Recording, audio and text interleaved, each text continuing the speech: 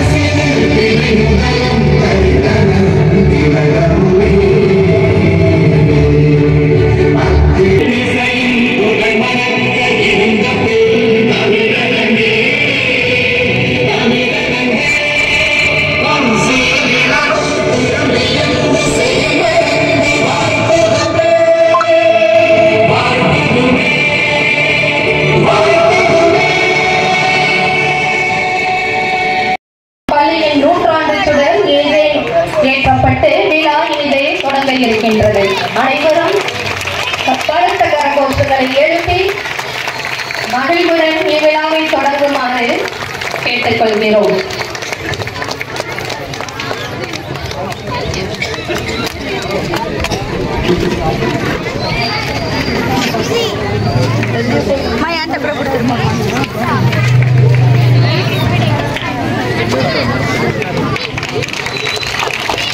நூற்றாண்டு சுடர் நமது சிறப்பு விருந்தினரிடம் கொடுக்கப்பட்டுள்ளது. நூற்றாண்டு சுடர் தற்போது உங்கள் முன்னே ஏற்றப்படுகிறது.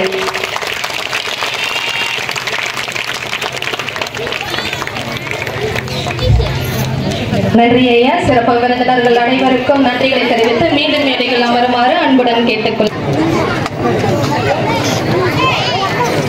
ஐயா அவர்கள் முன்னாள் மாணவர்கள் 27/4/1968 எடுத்த புகைப்படத்தை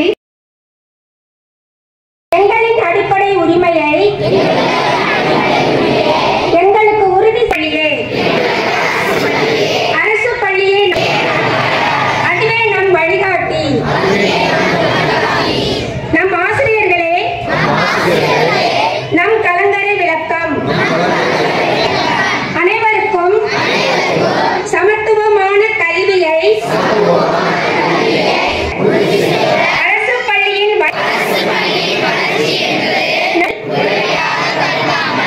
நம் கடமையாக கருதுவோம். நம் பள்ளியின் மேம்பாட்டிற்காக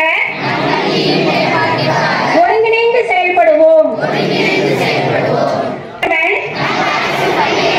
உடன் இருப்போம் என்று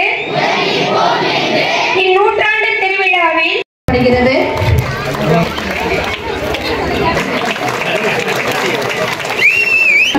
வழங்கப்படுகிறது. சிறப்பு விருந்தினர் இதனை அனைவரும் சேர்ந்து வழங்கி விழாவினை சிறப்பிக்குமாறு அன்புடன் கேட்டுக்கொள்கிறோம். பொன்னாடையை அணிவித்து அரசு உயர்நிலைப் பள்ளியின் தலைமை ஆசிரியர்கள் பொன்னாடை அணிவித்து சிறப்பினை செய்கிறார். யாருமே சொல்லவே இல்லையே. அனைவருக்கும் மாலை வணக்கம். எல்லாரும் எவ்வளவு அலர்ட்டா இருக்காங்கன்னு பார்க்கலாம். எல்லாரும் எழுந்திரிங்க. பாருங்க, அங்க ஒருத்தர் கீழே கீழே விழுந்துட போறாரு, பார்த்து பிடிங்க. எப்பயுமே பின்னாடி திரும்பி பார்க்க கூடாது. நம்ம கரெக்டா இருக்கோமா முன்னாடி பாருங்க. உட்காருங்க. நன்றி. அதாவது இப்ப வரவேற்பு கொடுக்குறப்ப வந்து சொன்னாங்க, ஆசிரியர் அவங்க வந்து சொன்னாங்க, அதாவது வந்து ஜனவரி 22ஆம் தேதி 100 ஆண்டுகளை கடந்த நம்ம தமிழ்நாட்டில் உள்ள அரசு பள்ளிகள் அதை எல்லாமே தேர்ந்தெடுத்து அதில் வந்து நூற்றாண்டு விழா நடத்தணும் அப்படின்னு. உங்களுக்கே தெரியும், போலீஸ்னா பரபரப்பாக இருப்போம். அடுத்து என்ன டியூட்டி வருதுன்னே தெரியாது. நான் வந்து இங்கே வந்து ஒரு மணி நேரம் ஆச்சு. 1 மணி நேரமாக வந்து எந்த பிரச்சனையும் இல்லை. நான் வந்து சந்தோஷமாக இருந்தேன். இப்போ எங்களுக்கு அடுத்து எனக்கு டியூட்டி வந்துருச்சு. அதனால தான் நான் வந்து உடனடியாக நான் வந்து புறப்பட வேண்டியதாக இருக்குது. அதுக்கு முன்னாடி நான் வந்து சொல்கிறது, அதாவது வந்து ஒரு மனிதனை வந்து மனிதன் அப்படின்னு வந்து அடையாளம் காட்டுறது எது? யாராவது ஒருத்தர் மட்டும் எழுந்திரிச்சு சொல்லுங்க. தப்பாக இருந்தாலும் பரவாயில்ல, ஸ்பீடாக சொல்லுங்க. ஒரு மனிதனை வந்து மனிதன் அப்படின்னு வந்து அடையாளம் காட்டுறது எது? நல்லா சத்தமாக சொல்லுங்க. கல்வி தான் ஒரு மனிதனை வந்து மனிதன் வந்து அடையாளம் காட்டும். அந்த கல்வியை வந்து நமக்கு போதிக்கிறவங்க யாரு? ஆசிரியர்கள், ஆசிரியைகள். அவங்களுக்கு வந்து நம்ம ஒரு மிகப்பெரிய கரவொலி எழுப்புவோமா? கை தட்டுங்க, நல்ல சவுண்டா, இன்னும் சத்தமா. இது பத்தாது, இன்னும் சூப்பர். நானும் அரசு பள்ளி மாணவன் தான். நானும் வந்து சுயராஜ்ய துவக்கப்பள்ளியில் 1ஆம் வகுப்புலேருந்து 5ஆம் வகுப்பு வரைக்கும் படித்தேன். 6ஆம் வகுப்புலேருந்து 12ஆம் வகுப்பு வரைக்கும் அரசினர் மேல்நிலைப் பள்ளியில் படித்தேன். அடுத்து கல்லூரி பட்டப்படிப்பு அரசு அறிஞர் அண்ணா கலைக்கல்லூரியில் படித்தேன். அப்புறம் வந்து பட்ட மேல்படிப்பு வந்து சென்னை பல்கலைக்கழகம் படித்தேன். இறுதியாக வந்து விநாயகர் மிஷனில் வந்து முனைவர் பட்டம் பெற்றேன். ஸோ என்னுடைய 95% விழுக்காடு அரசு பள்ளி மாணவன் தான் நான். அதனால் எப்பயுமே நான் இங்கே வந்து ஒரு 6 மாதம் ஆகுது. எந்த அரசு பள்ளியில் வந்து ஒரு விழாக்கு என்னை கூப்பிட்டாலும் ஃபஸ்ட் ஆளாக நான் அங்கே போய் நிற்பேன்.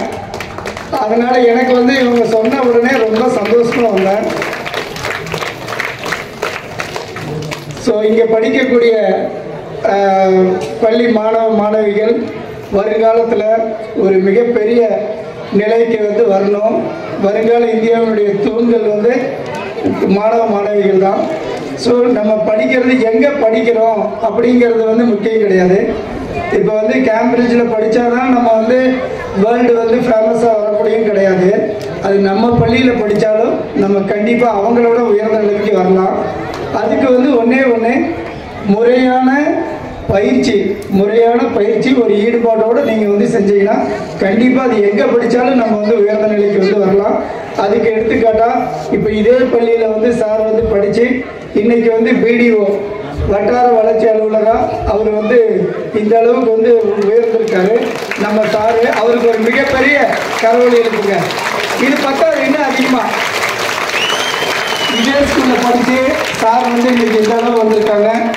ஸோ நீங்கள் இப்போ படிக்கிறவங்க உங்களுடைய ஆசிரியர் அவங்க வந்து சொல்கிறத கண்ணும் கருத்துமாக வந்து மனசில் வச்சு படிக்கணும். வீட்டுக்கு போனதுமே அங்கே போய் சும்மா சுற்றக்கூடாது.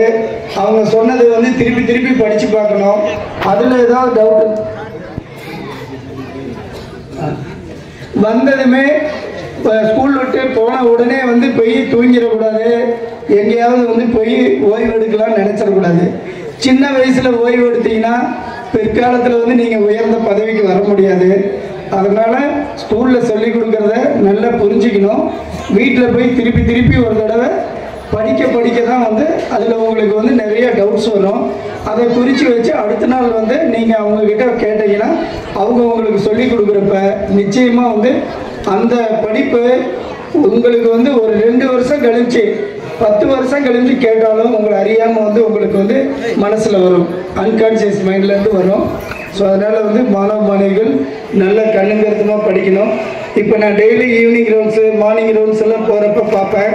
ஸ்கூல் குழந்தைங்க எல்லாருமே நிறைய பார்த்தீங்கன்னா ஆல்மோஸ்ட் ஒரு 70% வந்து எல்லாருமே பஸ்ஸில் தான் போகிறாங்க. பேரண்ட்ஸ் வந்து ஒரு 20% வண்டியில் கூட்டிகிட்டு போகிறாங்க. ஸோ அவங்களுக்கெல்லாம் நான் சொல்கிறது என்னென்னா, நீங்கள் வந்து பள்ளி முடித்து ரோட்டில் போய் நிற்கிறப்ப முன்பின் தெரியாத யாராவது வந்து கார்லேயோ பைக்லேயோ வாங்க நான் உன்னை அங்கே வீட்டில் விட்டுறேன், நான் இந்த வழியாக தான் நான் போகிறேன், உன்னை விட்டுறேன் அப்படி சொன்னால் தயவு செய்து எக்காரணம் கொண்டு நீங்கள் போகக்கூடாது. குறிப்பாக பெண் பிள்ளைங்க வந்து போகவே கூடாது. நீங்கள் அப்படி ஏதாவது உங்களுக்கு வந்து டவுட்டாக இருந்தால் உடனே ஒடியாந்து நீங்கள் உங்களுடைய ஸ்கூல் டீச்சர்கிட்ட நீ எங்கள் அப்பா வரல அப்படின்னு சொன்னீங்கன்னா அவங்க உங்கள் அப்பா நம்பருக்கு ஃபோன் பண்ணி வாங்க, நீங்கள் வந்து யாரோ ஒருத்தர் ஊருக்காரர் கூப்பிட்றாருன்னு போனீங்கன்னா இதாகிடும். ஒரு கடந்த சில ஆண்டுகளுக்கு முன்னாடி ஒரு பள்ளி முடித்து ஒரு பள்ளி மாணவி அவங்க வந்து இந்த மாதிரி பஸ்ஸுக்காக நிற்கிறாங்க, பஸ் வரல. அந்த வழியாக போன ஒருத்தன் வந்து வீட்டில் விட்டுறேன்னு சொல்கிறான். அந்த மாணவி வந்து அவங்க நல்லவங்க நம்பி ஏறி போகிறாங்க. அவங்கள வந்து ஒரு ஆள் நடமாட்டம் இல்லாத இடத்துல கூட்டிகிட்டு போய் அவங்கள வந்து தப்பெல்லாம் பண்ணிவிட்டு அவங்க தலையில் கல் போட்டு கொலை பண்ணதெல்லாம் எத்தனையோ கேஸ் நம்ம வந்து படிச்சிருக்கோம். இதுக்கெல்லாம் காரணம் யாருன்னா நீங்கள் தான் காரணம். நம்ம அப்பா அம்மா, நம்மளுடைய அண்ணன் தம்பி, நம்ம உறவினர்கள் யாராவது வந்தால் அவங்க கூட தான் நம்ம போகணும். தெரியாத ஆள் கூப்பிட்டா நீங்கள் போனீங்கன்னா இப்படி தான் வந்து நடக்கும். இதை வந்து மனசில் வச்சுக்கோங்க. அடுத்தபடியாக குறிப்பாக நான் போகிறது எல்லா பக்கமே சொல்கிறது, நமது மாண்புமிகு தமிழ்நாடு முதலமைச்சர் முத்துவேல் கருணாநிதி ஐயா அவர் வந்து போதைப்பொருள் வந்து நம்ம ஒழிப்பில் தமிழ்நாடு முதலிடமாக நம்ம இந்தியாவிலேயே நம்ம இருக்கிறோம். அது சம்பந்தமாக உங்ககிட்ட என்னுடைய ஒரே ஒரு பதிவு. திட்டம் போட்டு திருடுற கூட்டம் திருடிக்கொண்டே இருக்குது, அதை சட்டம் போட்டு தடுக்கிற கூட்டம் தடுத்துக்கிட்டே இருக்கு. திருடனாய் பார்த்து திருந்தாவிட்டால் திருட்டை ஒழிக்க முடியாது. நீங்கள் பழைய காலத்து பாடல் வரி கேட்டுக்கலாம். அதே தான், ஒருத்தன் போதைக்கு அடிமையானவன் அவனா திருந்தலைன்னா ஒன்றும் பண்ண முடியாது. ஆனால் நான் சொல்கிறது, இங்கே படிக்கக்கூடிய மாணவ மாணவிகள், உங்களுடைய அப்பா அண்ணா உங்களுடைய சொந்தத்தில் யாராவது வந்து அதிகமாக போதைக்கு அடிமையாக இருந்து உங்களால் திருத்தவே முடியல அப்படின்னு நினச்சா நேராக வடமதுரை ஸ்டேஷன் வாங்க. நான் தான் உங்களுடைய வடமதுரை ஸ்டேஷன் இன்ஸ்பெக்டர். என் பேர் முனைவர் டி கண்ணன். நான் இது வரைக்கும் என்னுடைய 26 வருஷம் அது நான் போலீஸில் சேர்ந்து இது வரைக்கும் 500 பேருக்கு மேலே குடிபோதை மீட்பு மையத்தில் சேர்த்து எல்லாரையுமே வந்து இன்னைக்கு ஒரு இப்படி கொண்டு போனால் கூட அந்த வாடை அவனுக்கு சேராது, கீழே வந்து தட்டி விடுற மாதிரி வந்து ஒரு 500 பேருக்கு மேலே வந்து நான் அவங்கள திருத்தி கொடுத்துருக்கோம். ஈரோட்டில் வந்து கேர் இன்ஸ்டியூட் இருக்குது, குடிபோதை மீட்பு மையம். அதனுடைய டைரக்டர் வந்து சார்லஸ்ன்னு இருக்கார். அவர் வந்து அவரும் நானும் வந்து ஒரு 26 வருஷம் நட்பு. இது வரைக்கும் 500 பேர் அவர் சேர்த்து வந்து அவர் காப்பாற்றிருக்காரு. உங்களில் யாருக்காவது ஒருத்தருக்கு வந்து உங்கள் அப்பா உங்கள் அண்ணா யாராவது வந்து குடிபோதையிலேருந்து மீளவே இல்லை அப்படின்னு நினச்சிங்கன்னா கண்டிப்பாக என்கிட்ட வாங்க. நான் அவருக்கு ரெஃபர் பண்ணி நான் அவங்கள கூட்டிகிட்டு போய் அங்கே சேர்த்துவோம்.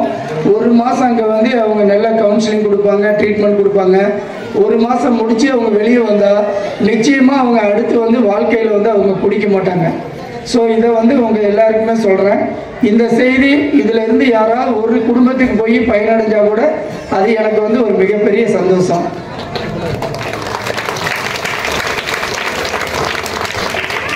அடையாமல் எந்த ஒரு பெண்ணை வந்து திருமணம் செய்யக்கூடாது. அப்படி வந்து அதுக்கு முன்னாடி இருக்கவங்க கேஸ் நிறையா வந்திருக்கு. இப்போ வந்து அது நாங்கள் நிறைய ஒவ்வொரு பள்ளியாக போய் அவேர்னஸ் நாங்கள் பண்ணி அது 3/4 குறைஞ்சிருக்கு. இன்னமும் இப்போ இங்கே இருக்கக்கூடிய எல்லாருக்குமே வந்து நாங்கள் வந்து காவல்துறை சார்பாக நான் கேட்டுக்கிறது, தயவு செய்து குழந்தை திருமணம் யாருக்குமே வந்து செஞ்சு வச்சிடாதீங்க. அது மிகப்பெரிய குற்றம். அதை விட வந்து நீங்கள் யாருக்காவது ஒருத்தர் உங்கள் கண்ணில் வந்து தெரிஞ்சு நமக்கு என்ன அப்படின்னு விட்டீங்கன்னா கண்டிப்பாக நாளைக்கு அது உங்களுக்கும் வந்து பாதிக்கும். நீங்கள் 4 பேருக்கு வந்து உதவி செஞ்சீங்கன்னா தான் அந்த உதவி தர்மமாக உங்களுக்கு திரும்பி வரும். உதாரணத்துக்கு இப்போ இங்கே ஒரு நாய் வந்து அடிபட்டு கிடக்குது, யாருமே இல்லை, வர்ற எல்லாருமே நமக்கு என்னன்னு போகிறீங்க. அது 1 மணி நேரம் 2 மணி நேரம் 3 மணி நேரம் ஆகும். ஒரு 4-5 மணி நேரம் ஆகி போச்சுன்னா அதுலேருந்து துர்நாற்றம் வீச ஆரம்பிக்கும். அடுத்து என்ன ஆகும், அதுலேருந்து புழு வந்து உற்பத்தியாகி வரும். நீ இப்படி போனாலும் திருப்பி நீ இப்படி வீட்டுக்கு போகலான்னு வர்றப்ப அது உன்னுடைய மூக்கில் வந்து ஏறி உனக்கு வைரஸாக பாக்டீரியாவாக வந்து உள்ளே போய் உன்னுடைய உயிரையே எடுத்துடும். ஸோ அப்போ நீங்கள் செய்ய வேண்டியது, நீங்கள் அதை பார்க்குறீங்க, பார்த்துட்டு ஒரு 100க்கு ஒரு ஃபோன் அடித்து எங்கள் ஊரில் இந்த மாதிரி இருக்குது அப்படின்னு சொன்னீங்கன்னா உடனே நாங்கள் வந்து போலீஸ் கண்ட்ரோலில் வந்து அது இது எங்கே பஞ்சாயத்துக்கு வருது அவங்களுக்கு சொல்லி அவங்கள உடனே எடுக்க சொல்லுவோம். அப்படி இல்லை நீங்கள் பார்த்தாலும் பக்கத்தால் வந்து உங்கள் ஹெச்எம் சொல்லலாம், இல்லைன்னா ஊர் தலைவர் கவுன்சிலர் யார்கிட்டையாவது சொன்னால் அவங்க கூப்பிட்டு ஃபோனில் சொல்லி அந்த சுகாதாரத்துறையை வந்து டிபார்ட்மெண்ட் வர சொல்லி எடுத்துருவாங்க. ஸோ இதுதான் வந்து உங்கள் மனசில் வச்சுக்கோங்க. ஊரார் பிள்ளையை ஊட்டி வளர்த்தா தன் பிள்ளை தன்னா வளரும் அப்படிம்பாங்க. அதே மாதிரி நீங்கள் யாராவது ஒருத்தர் எங்கேயாவது குழந்தை திருமணம் நடக்கிறத நீங்கள் பார்த்து நமக்கு என்னன்னு ஒதுங்கி போனீங்கன்னா கண்டிப்பாக அந்த பாவம் உங்களை சும்மா விடாது. உடனடியாக நீங்கள் அதை போய் தடுத்து நிறுத்தணும். எங்களுக்கு காவல்துறைக்கு வந்து தகவல் சொல்லணும். நாங்கள் உடனே வருவோம், தடுத்து நிறுத்துவோம். கண்டிப்பாக வந்து அந்த குழந்தையை வந்து நாங்கள் காப்பாற்றி கொடுப்போம். ஸோ இதுவரை வந்து எனக்கு என்னுடைய ஸ்பீச் கேட்ட எல்லாருக்கும் நன்றி. என்னை வந்து இந்த சிறப்பு விருந்தினராக வந்து அழைத்த நமது பள்ளிக்கும் பள்ளியினுடைய அனைத்து முக்கியஸ்தர்களுக்கும் பெரியவர்களுக்கும் தாய்மார்களுக்கும் எல்லாவற்றையும் விட வருங்கால இந்தியாவுடைய மாணவ மாணவிகள் எல்லாருக்குமே வந்து நன்றியை தெரிவிச்சுக்கிறேன். வணக்கம்.